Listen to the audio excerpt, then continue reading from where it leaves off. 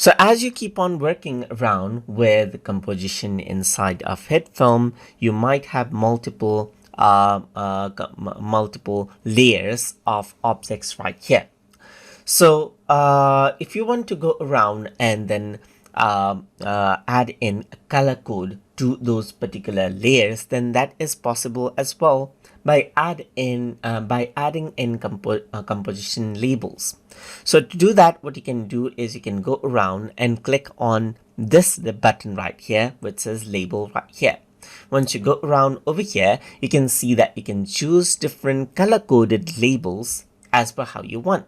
Let's say, for example, this can be tomato right here, and this can be saffron right here, and you can see that the layers are now color coded right here. Let's say, for example, you have two grade layers right here, and to easily recognize that they are grade layers, you want to go around and label them as Maya blue right here.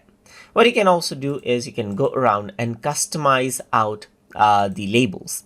So you can go around over here and click, and you can select out a matching label right here just like this, and what happens is that the similar labels get selected, as you can see right here.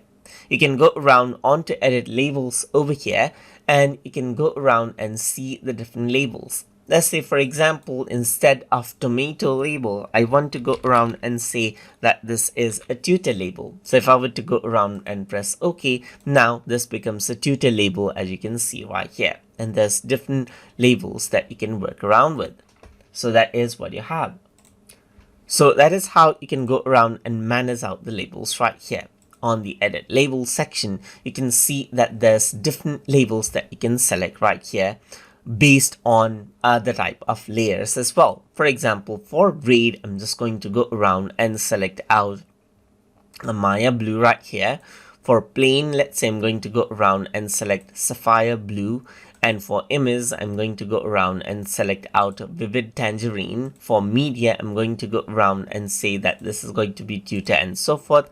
And what happens is that by default, if I were to select out plain, then what happens is that this label right here is applied by default. And everything is color coded, as you can see, just like that.